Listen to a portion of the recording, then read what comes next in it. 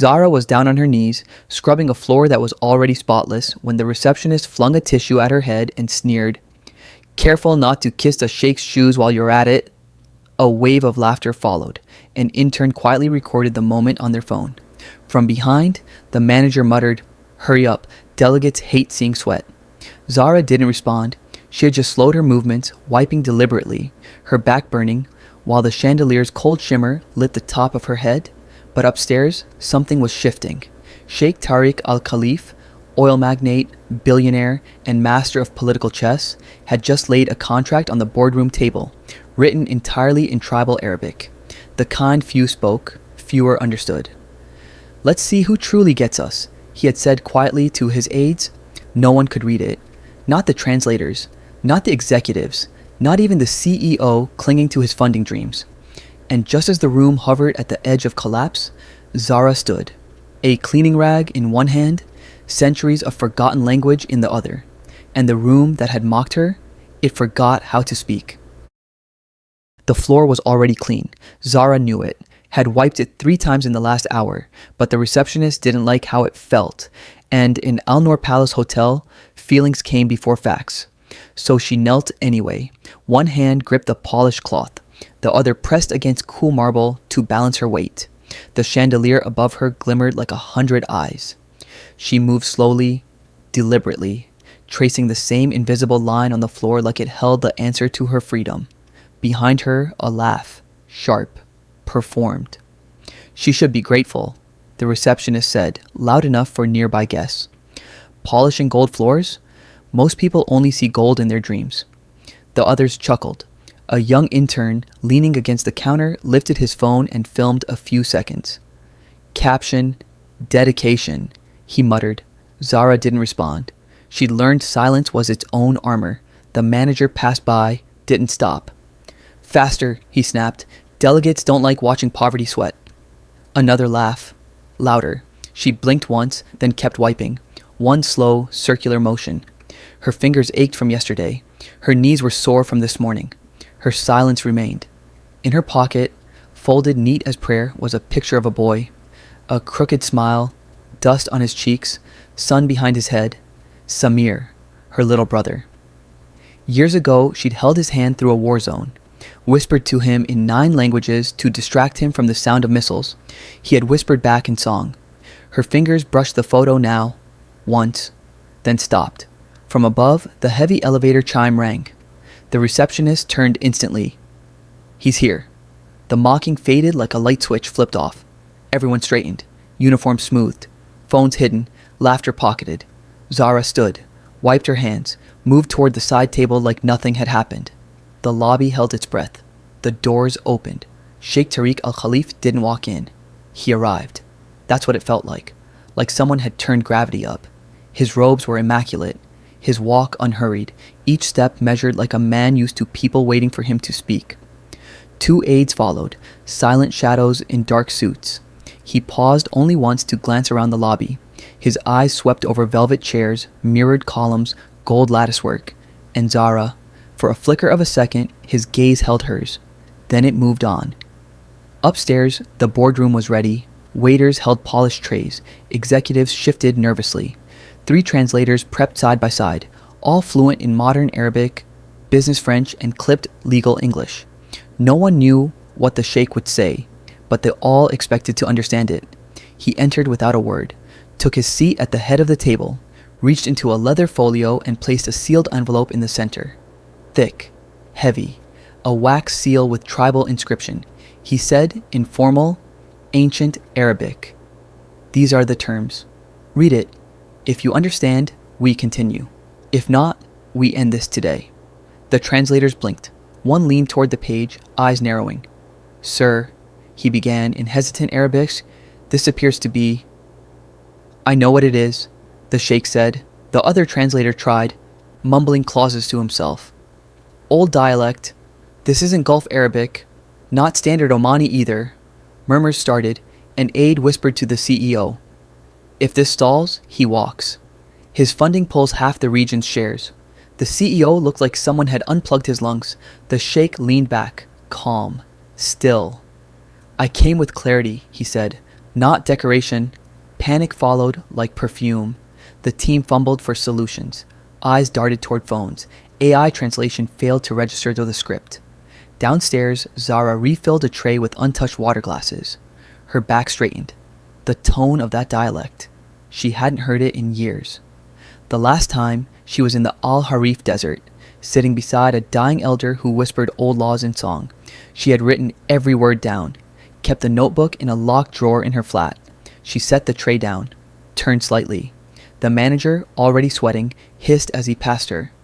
Out of sight, Zara. Don't clutter the lobby. She nodded, stepped back into shadow. Upstairs, the room held its final pause. The Sheikh looked again, this time directly toward the assistant pouring water along the far wall. Her. Come forward, he said, his voice steady in tribal Arabic. The head translator squinted. Sir, she's not part of the delegation. I said forward. The Sheikh repeated. The room split. Executives turned. An assistant nearly dropped his tablet. Zahra walked slowly, each step echoing slightly. She stood at the edge of the table, her hands behind her back. She didn't ask to sit. She didn't look down. May I read? She asked quietly. The Sheikh nodded. She took the envelope, broke the seal with her thumb, unfolded the page. Her eyes moved line by line, pausing only once at a clause near the bottom. She didn't speak yet. A whisper from the Riyadh translator. Impossible. The London translator leaned to his colleague, whispering in English, Who the hell is she? Zara looked up. She didn't look at them. She looked at the Sheikh. There's a contradiction, she said. Clause 7 nullifies the protections offered in Clause 9. If signed as is, the territory rights could be challenged under tribal law. It needs correcting.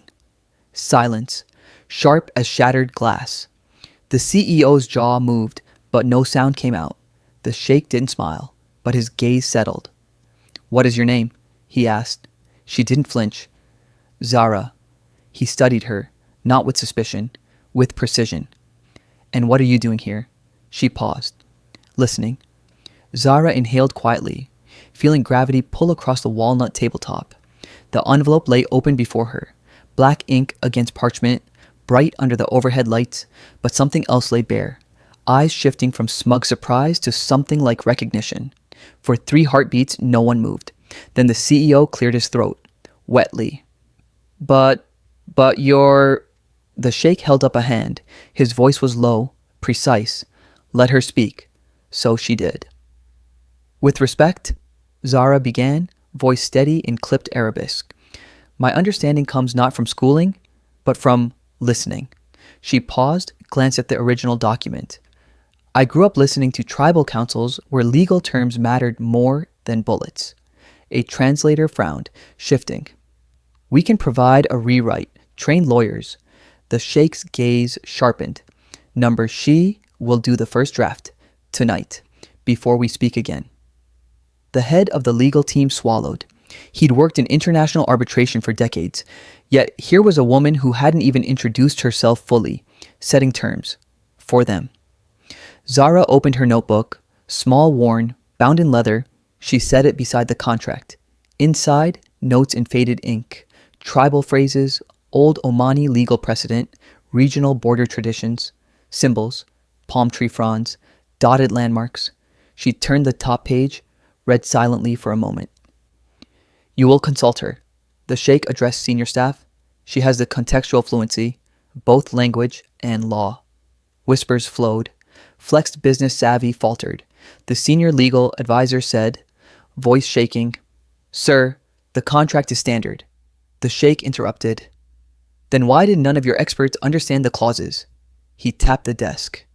Why did she? A dimension shifted. Staff looked at each other.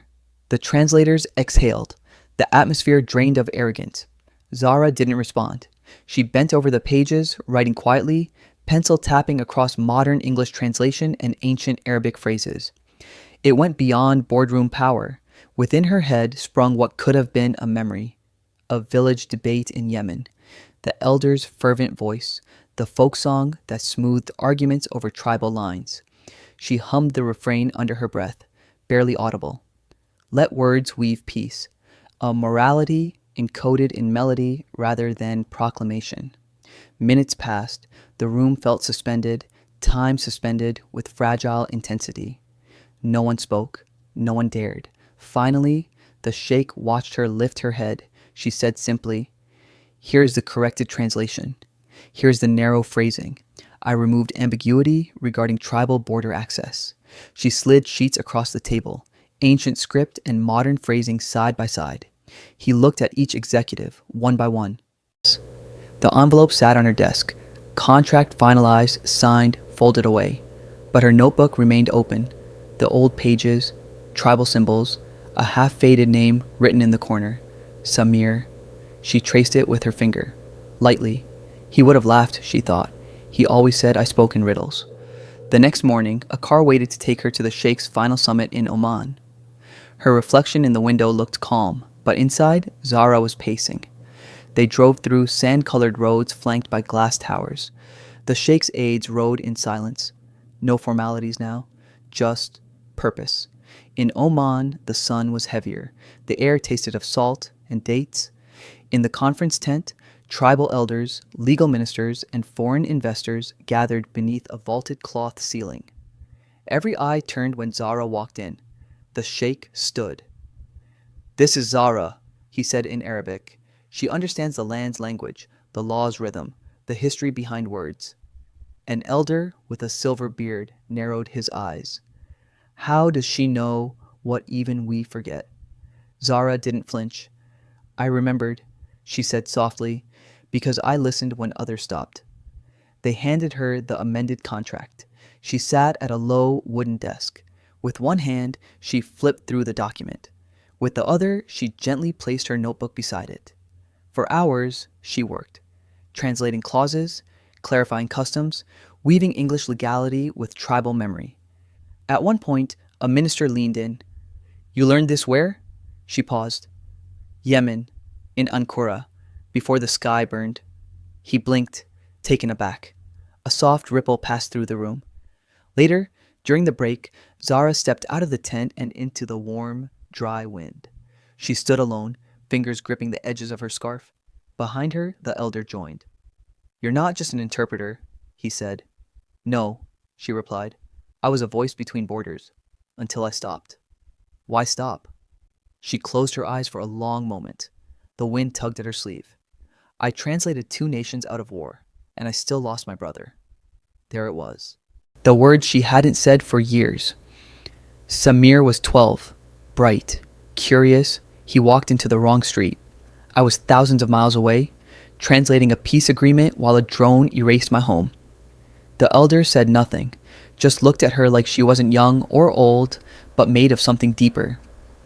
"And so," she continued, "I left. And now you return." She nodded. "Not to belong, just to bear witness. Once more." Inside, the contract was signed. The sheikh said little. He looked at Zara and nodded, as if understanding something that wasn't spoken. Her presence had done what diplomats couldn't. As the room began to empty, an aide from the Dubai hotel, flown in last minute for post-summit logistics, approached her, wide-eyed. "You're her," he said. "The maid." From the lobby, Zara smiled faintly. "Not anymore." Back in Dubai that evening, the Al Noor Palace looked the same. Crystal chandeliers, golden light, but the staff moved differently when she passed. The receptionist, once sharp-tongued and smug, looked up, then down again. Zara didn't gloat. She walked to the same side table where the smudge had once ruined the floor. It was spotless. She placed her folded cloth there. One final time. Then she took the service elevator. Not the private one. One last ascent in silence. In her room, she packed slowly. The notebook went first. The photo of Samir followed. Then the sealed envelope the sheikh had left her. A permanent position in his global negotiation team. Title: Linguistic Strategist. Her fingers lingered on the envelope. The next morning, she stood by the glass wall, watching the city blink awake. A young maid passed, arms full of towels, struggling slightly. Zara stepped forward, held the door open. "Thank you," the girl said, surprised. Zara nodded. "What's your name?" "Ada," she replied, shyly. Zara smiled. "Keep listening, Ada," and walked on. Outside, Cameras were waiting. A journalist raised her mic.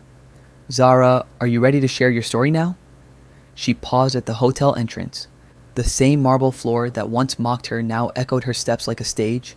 She looked at the reporter, then past her. No, she said gently. It's already been told. And she walked into the light.